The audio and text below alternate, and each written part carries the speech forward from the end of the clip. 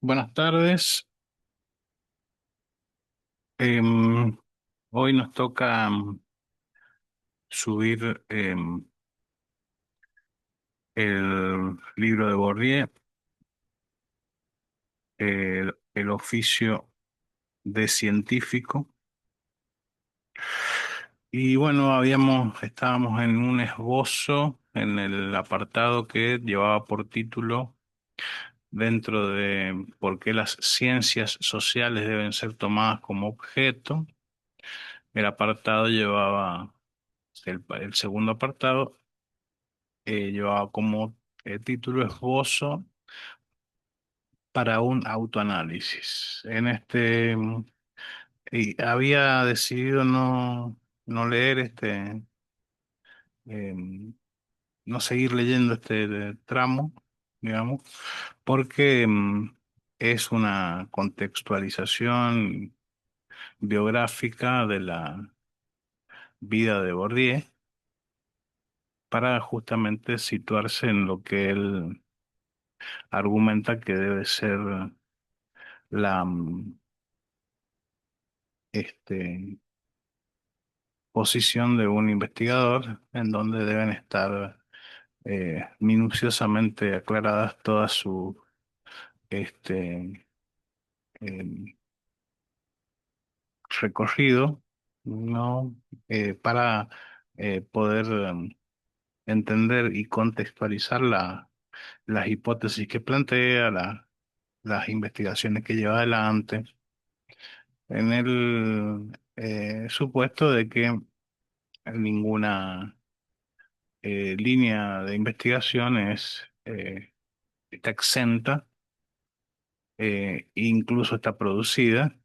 por em, las condiciones sociales de producción, ¿no? Eh, de producción de ese saber, ¿no? De esa hipótesis, de esa teoría propuesta, ¿no? Em, o de esa hipótesis teórica propuesta, ¿no? Bueno, pero lo voy a terminar de leer porque no quedan muchas páginas. No creo que lo termine hoy, pero bueno, dividido en dos, podré avanzar hoy y terminar la próxima leyendo la conclusión, que es cortita. Así que bueno, este esbozo para un autoanálisis, continuación.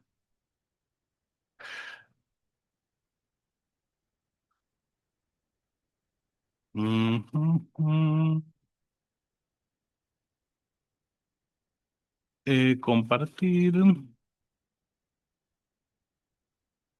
Bueno, pedirles, como de costumbre, que se suscriban al canal, que le den me gusta a los videos y que comenten. Así me ayudan a la difusión. Em, entonces, existía en mi proyecto, tal como lo explicaba a mis amigos alemanes, una intención política, pero específica. Se trataba de crear una tercera vía realista, capaz de conducir a una nueva manera de practicar la ciencia social adoptando las armas del enemigo, estadística especialmente, aunque en Francia también disponíamos de una gran tradición con el Instituto Nacional de Estadística, del que he aprendido muchas cosas. Entonces, las armas del enemigo para esgrimirlas contra él al reactivar unas tradiciones europeas desviadas y deformadas por su retraducción estadounidense. Durkheim y los durkheimianos, masivamente reeditados en la colección L'Essence Común. Weber desoxidado mediante una relectura activa o, más exactamente, una reinterpretación libre que lo arrebataba un tiempo de Parson y de Aaron, Schutz y la fenomenología del mundo social, etcétera. Y para escapar de ese modo a la alternativa que perfilaba la oposición entre los meros importadores de métodos y de conceptos de segunda mano y los marxistas o sus parientes cercanos, bloqueados en el rechazo de Weber y de la sociología empírica. En esta perspectiva, la política de traducciones era un elemento capital. Pienso, por ejemplo, en Labov, cuya obra y cuya presencia activa sirvieron de base al desarrollo en Francia de una auténtica sociolingüística que entroncaba con la tradición europea de la que él procedía. Y todo ello con la ambición de encontrar una nueva base internacional a esa nueva ciencia mediante una acción pedagógica que miraba especialmente a Hungría. Está describiendo acá lo que significaba su camino sociológico en esa época, y tenía que ver con la producción de un realismo, ¿no? Bueno, miraba especialmente a Hungría, que se liberaba poco a poco del materialismo dialéctico y recuperaba la estadística de la pobreza, sobre todo Argelia, foco entonces de luchas del tercer mundo, y al Brasil. Pero me enfrentaba con idéntica decisión a la filosofía, es decir, a la filosofía institucional conectada a las defensas de las agradurías, de las agregadurías y de sus programas arcaicos y sobre todo de la filosofía aristocrática, de la filosofía como casta de esencia superior, que en todos los filósofos, no sé por qué me pongo a grabar y a leer y me entra un relax que bostezo muchísimo. Em, que en todos los filósofos que a pesar de su inclinación antiinstitucional y a pesar para algunos de una ruptura ostentosa con las filosofías del sujeto, seguían mostrando un desprecio de casta respecto a las ciencias sociales que eran una de las plataformas de credo filosófico tradicional.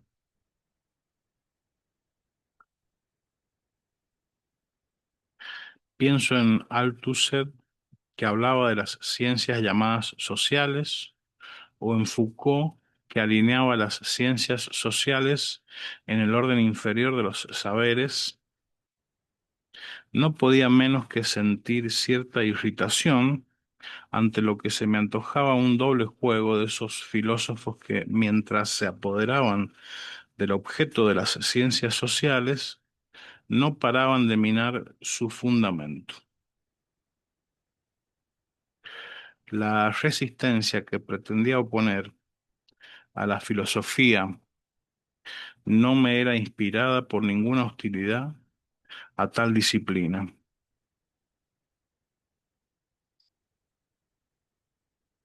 Y seguía siendo una elevada idea de la filosofía, demasiado elevada tal vez. La razón de que intentar ayudar a la construcción, a la constitución de una sociología de la filosofía capaz de aportar mucho a la filosofía, al desembarazarla de la filosofía dóxica, eh, de la filosofía, al desembarazarla de la filosofía dóxica de la filosofía, que es un efecto de las coacciones y de las rutinas de la institución filosófica. Sin duda, la situación muy singular de la filosofía en Francia, consecuencia fundamentalmente de la existencia, hecho excepcional de la enseñanza de la filosofía en los cursos finales de la enseñanza media y de la posición dominante de la filosofía en las jerarquías escolares, explica la especial intensidad de la subversión filosófica que apareció en Francia en los años 70, 1970. Convendría proponer aquí un modelo análogo al que he propuesto para explicar la fuerza excepcional del movimiento de subversión antiacadémica que apareció en Francia con Manet y los impresionistas en reacción contra la omnipotente institución académica y la ausencia, por el contrario, de un movimiento semejante en Inglaterra, donde no se daba semejante concentración de los poderes simbólicos en materia artística. Pero el movimiento de los filósofos franceses que alcanzaron la celebridad en la década de 1970 resulta ambiguo por el hecho de que la rebelión contra la institución universitaria se combina con una reacción conservadora contra la amenaza que el ascenso de las ciencias sociales, sobre todo a través de la lingüística y de la etnología estructuralista, representaba para la hegemonía de la filosofía. Bueno, conviven una reacción conservadora versus el eh, institucionalismo de los filósofos franceses de la década de 1970. Eh, He analizado con mayor profundidad el contexto social de la relación entre la filosofía y las ciencias sociales en Homo Academicus, muy especialmente en el prefacio de la segunda edición de ese libro. Como la trayectoria escolar que los llevaba a la cumbre de la institución académica había entrado en aquella época en una crisis profundísima, movidos por un mal humor antiinstitucional especialmente fuerte contra una institución sobremanera rígida, endogámica y opresiva, los filósofos franceses de los años 1970 respondieron de manera providencialmente adecuada, por descontado, sin proponérselo en absoluto, a las expectativas suscitadas por la Revolución del 68, revolución específica que llevó la contestación político-institucional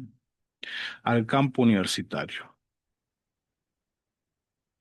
Feyerabend en Berlín y Kuhn en los Estados Unidos eran igualmente utilizados para dar un lenguaje a una contestación espontánea de la ciencia.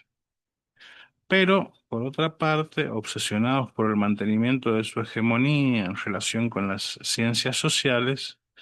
paradójicamente retomaban, radicalizándola, en una estrategia muy similar a la de Heidegger al ontologizar el historicismo, la crítica historicista de la verdad. Retomaban,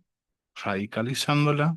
a una crítica historicista de la verdad. La década del 70, bueno, que entiendo que es eso, ¿no? Este, crítica historicista de la verdad es suponer que cada época instituye eh, un cierto canon de verdades que regulan el quehacer científico, universitario, eh, académico eh, en ella, ¿no? Cada época. La década de 1970 señaló una brusca inversión del pro y el contra del mood filosófico dominante. Hasta aquel momento la filosofía, por lo menos la anglosajona,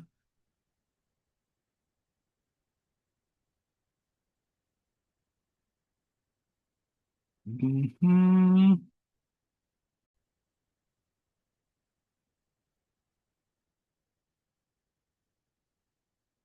hasta aquel momento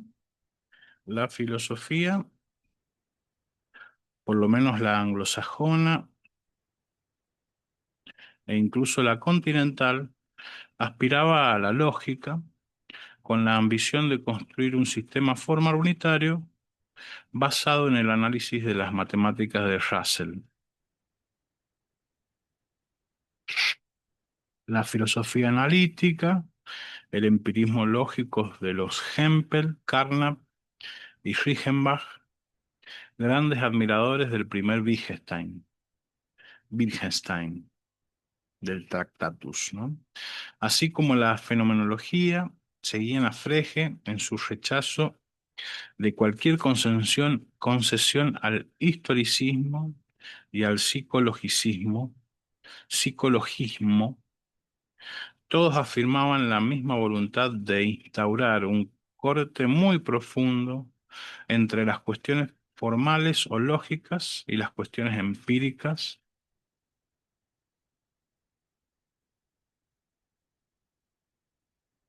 concebidas como no racionales o incluso irracionales.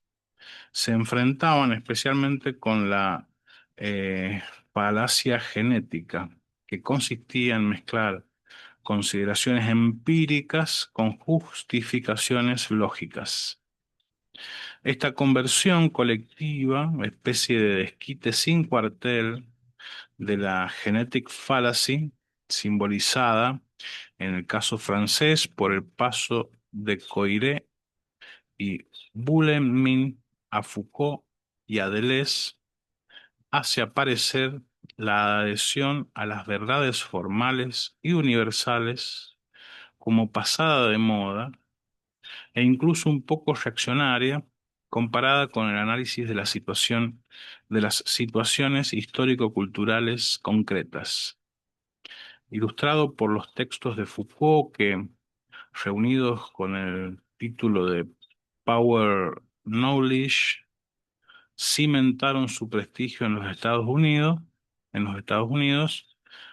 Para conocer la situación en ese país a finales de la década del 70, véase Stephen Toulmin. Bien.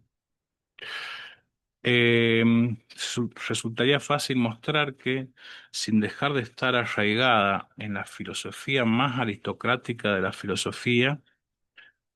esta transformación del humor filosófico está muy directamente vinculada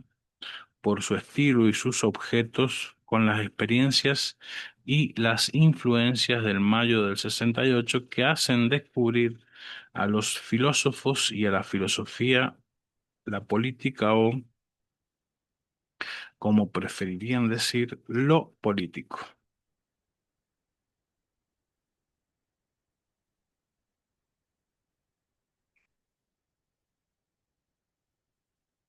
Pienso que este análisis, por simplificador que sea,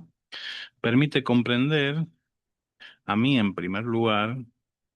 que me he encontrado constantemente en falso respecto a los que el radicalismo de campus ha clasificado globalmente en la categoría cajón desastre de los posmodernos. Quienes se interesen por la recepción encontrarán sin duda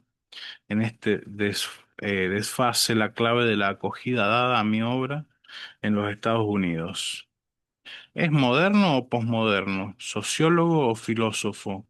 ¿O distinción menos importante, etnólogo o sociólogo? ¿O incluso de derechas o de izquierdas, etcétera?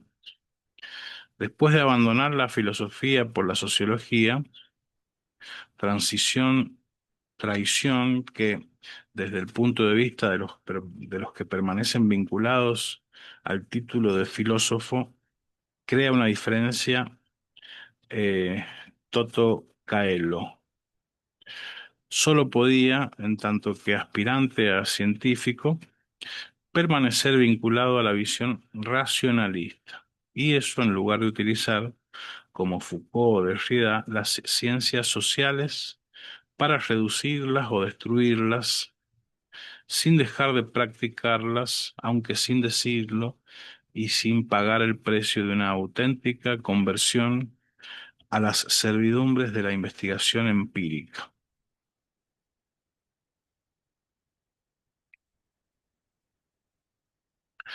Sólidamente arraigado en una tradición filosófica hard, Leibniz, Husserl, Cassirer, historia y filosofía de las ciencias, etc. Y al no haber pasado a la sociología a través de una opción negativa,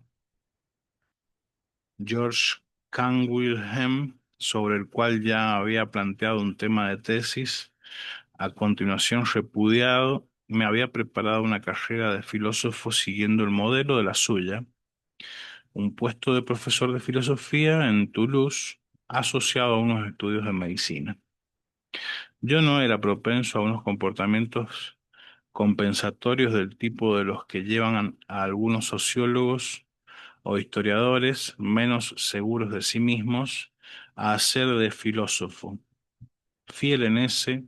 o esa especie de aristocratismo del rechazo que caracterizaba para mí a Canguilhem. Me las ingeniaba metódicamente para dejar en unas notas o unos indecisos o unos incisos las reflexiones que habría podido llamar filosóficas. Pienso, por ejemplo, en una de las escasas discusiones explícitas que he dedicado a Foucault y que se encuentra relegada en la nota final de un oscuro artículo de la revista Etudes Rurales, en la que recuperaba la investigación que había emprendido 30 años antes sobre el celibato entre los campesinos.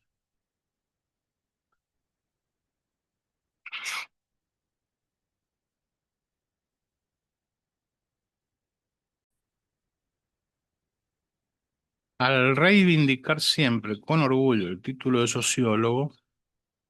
excluía de una manera absolutamente consciente, a costa de una pérdida de capital simbólico asumida por completo, las estrategias extendidísimas de doble juego y del doble beneficio. Sociólogo y filósofo, filósofo e historiador,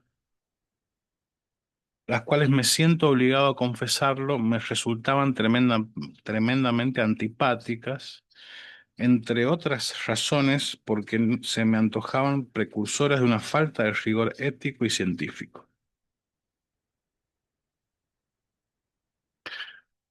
Muy tajante aquí Don Bordier, ¿no?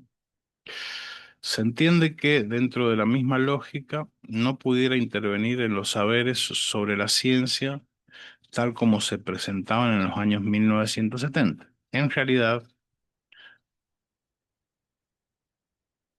después de haber tropezado con absoluta naturalidad,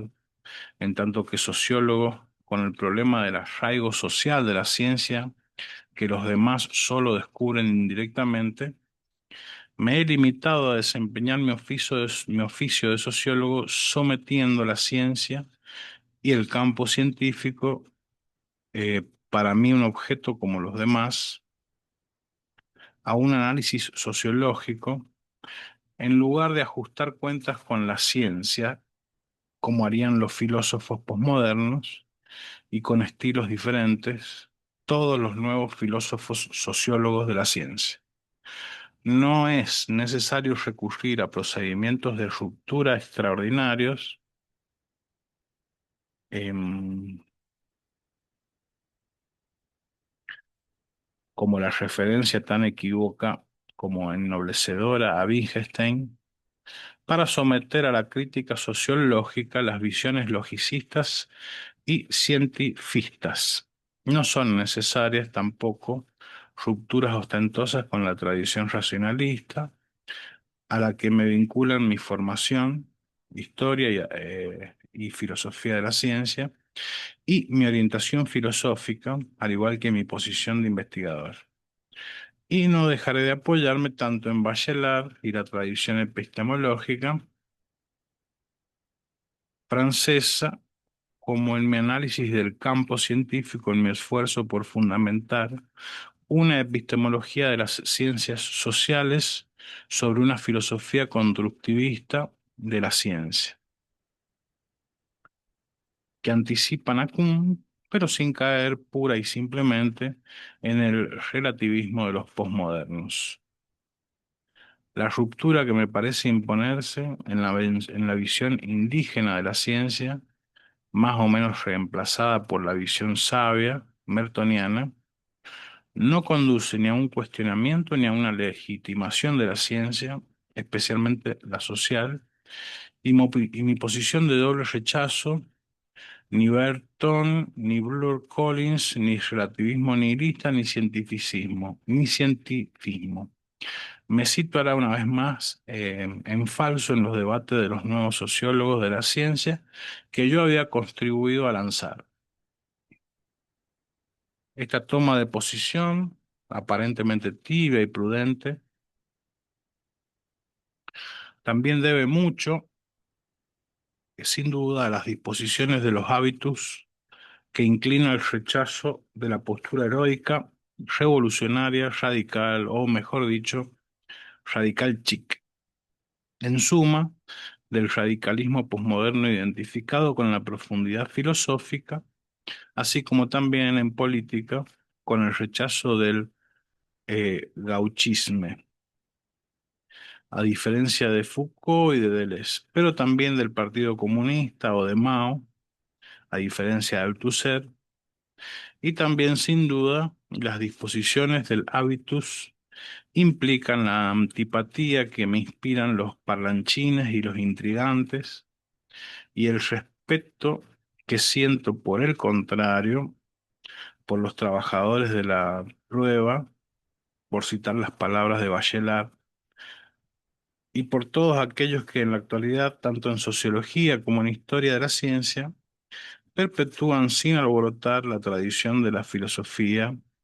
de la historia, la tradición de la filosofía de la historia de la ciencia inaugurada por Bachelard, Canguilhem, Coire y Wilhelmine. Pero es posible que todos esos rechazos no tuvieran más fundamento que la institución de todas esas poses y esas posturas ultra radicales no son más que la inversión de posiciones autoritarias y conservadoras, por no decir cínicas y oportunistas, intuición del habitus que ha sido ampliamente confirmada por las fluctuaciones de tantas trayectorias posteriores al capricho de los vaivenes de las fuerzas del campo, con, por ejemplo, el paso de todo político al todo moral. Todo es político, todo es moral. De modo que la permanencia de los hábitos se manifiesta a través de la inversión de las tomas de posición. Cuando se invierte el espacio de las posibilidades, podría analizar aquí, entre otras cosas, todo tipo de reconversiones a primera vista sorprendentes, como los saltos de Heidegger a Wittgenstein, o el malentendido de los altuserianos sobre el Círculo de Viena y la filosofía austríaca, que para los que tienen cierta edad y cierta memoria, sugieren con mucha exactitud el tratamiento dado a Heidegger por los marxistas chic,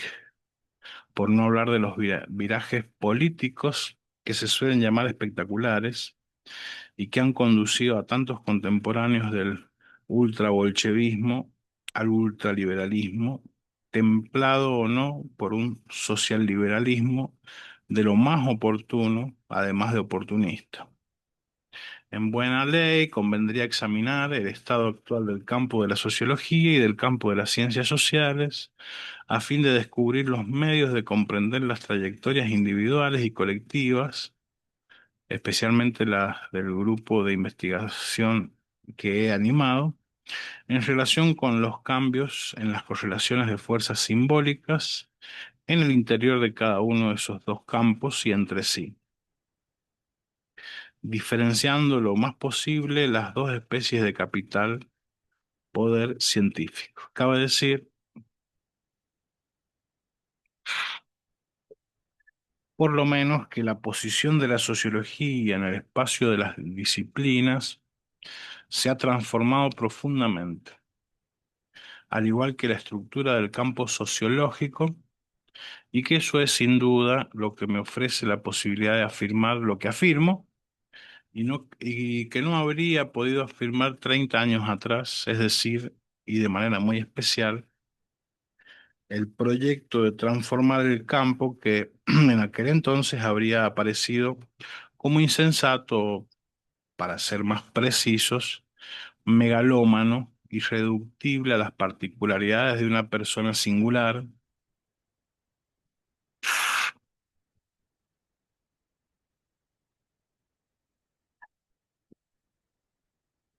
Permanece algo de todo eso cuando se considera el grupo de investigación que he creado, el Centro de Sociología Europea, como una secta, sin entender y aceptar la intención global de un proyecto científico colectivo acumulativo que integra las adquisiciones teóricas y técnicas de la disciplina dentro de una lógica semejante a la de las ciencias de la naturaleza y que se basa en un conjunto común de opciones filosóficas explícitas, especialmente en lo que concierne a los presupuestos antropológicos implicados en cualquier ciencia del hombre. Habría que considerar también mi trayectoria en ese campo, tomando en consideración, para evitar la utilización un poco simplista que a menudo se ha hecho del concepto de mandarín, a su vez bastante simplista y sociológicamente poco adecuado, el carácter específico de la posición del Collège de France, la menos institucional o la más anti-institucional de las instituciones universitarias francesas, que, como he mostrado en Homo Academicus, es el lugar de los herejes consagrados. Habría que examinar el sentido y el alcance de la revolución que se ha realizado, pero que, si bien ha triunfado en el plano simbólico, por lo menos en el extranjero, ha conocido a nivel institucional un indiscutible fracaso relativo que se aprecia perfectamente en el destino del grupo, conjunto unido de individuos relegados a posiciones universitarias secundarias, marginales o menores. La dificultad encontrada en el intento de crear escuela recuerda a la que conoció en su momento Emil Durkheim, que sin embargo había entendido perfectamente que no se podía crear escuelas sin apoderarse de la escuela y que había realizado esfuerzos metódicos en dicho sentido. Convendría analizar la función de la revista Ac- eh, Actas de la Recherche en Ciencias Sociales.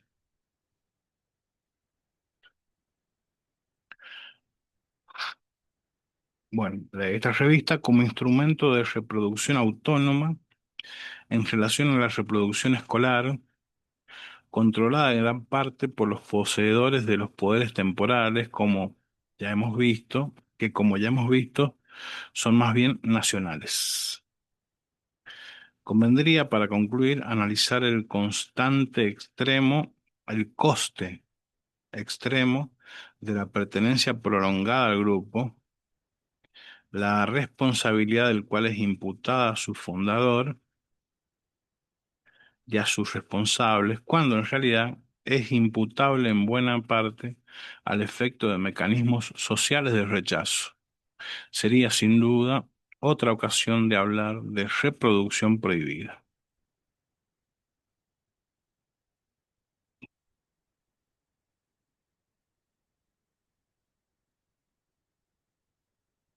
Ya he comenzado a plantear el análisis del habitus al invocar en varias ocasiones el papel de las disposiciones socialmente constituidas en mis tomas de posición.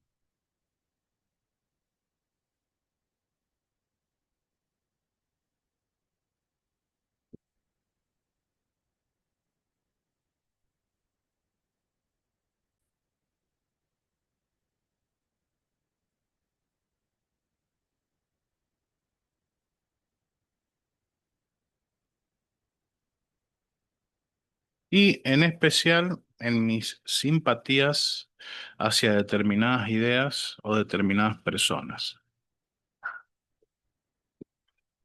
No soy una excepción a la ley social que estipula que la posición geográfica y social de origen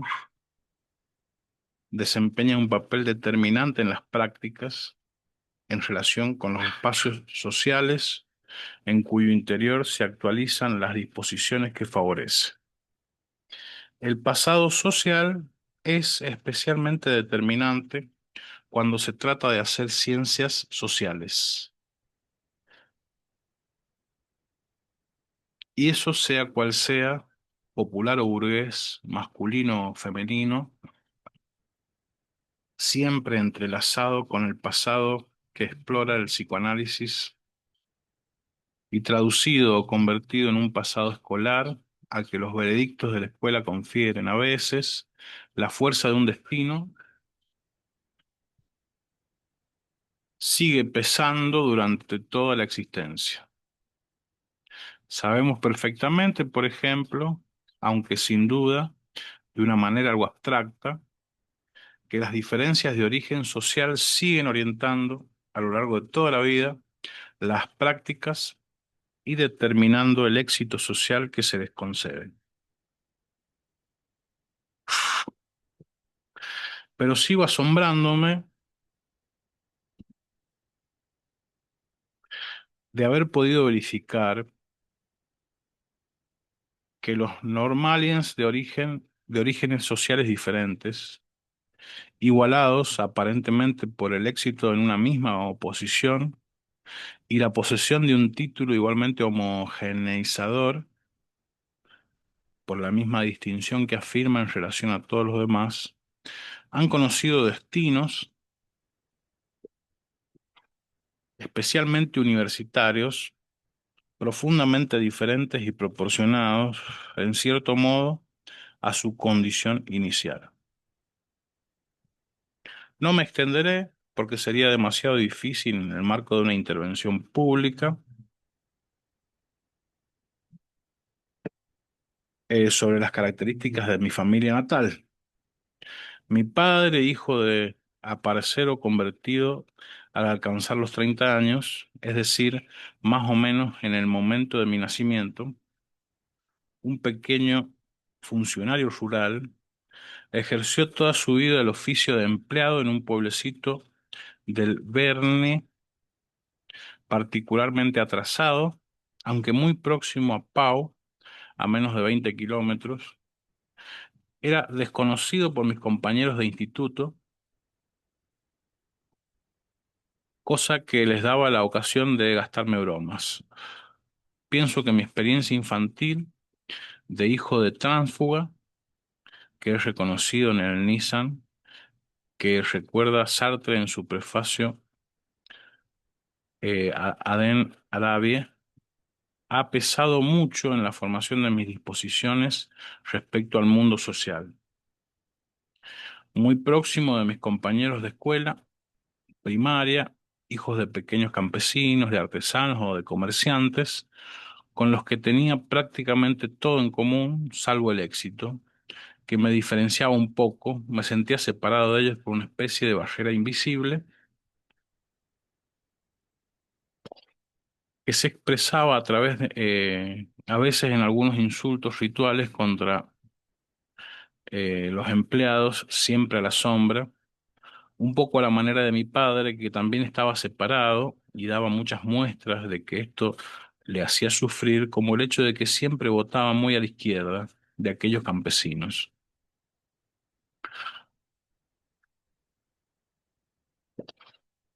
Y de su padre y de su hermano que seguían en la granja, a los que iba a ayudar todos los años en época de sus vacaciones.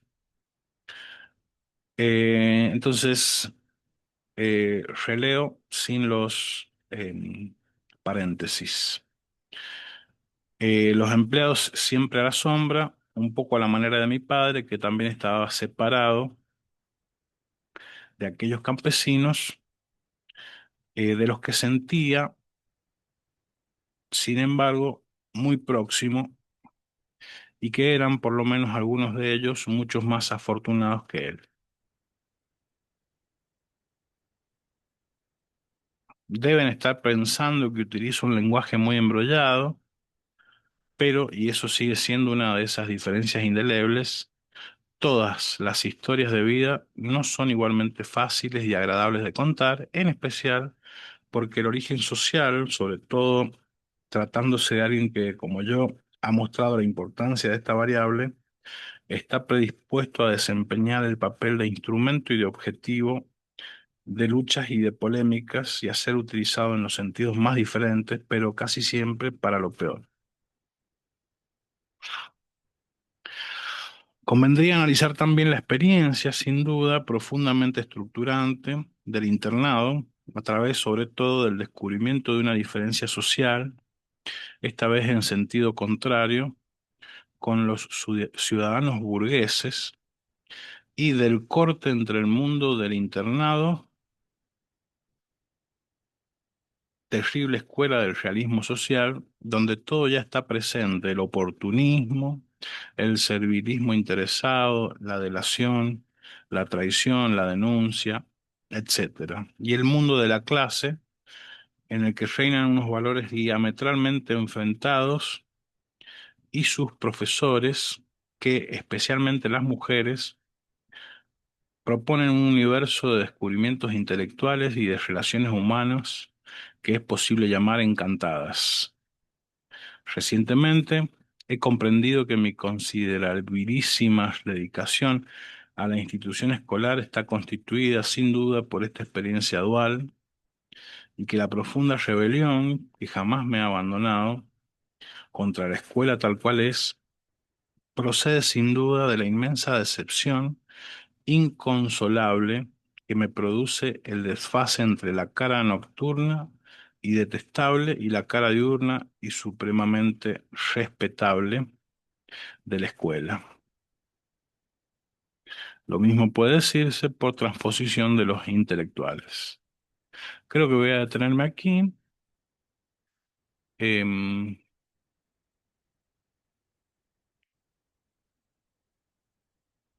a ver. Y bueno, pedirles de nuevo que se suscriban al canal, le den me gusta a los videos y comenten. Em, gracias.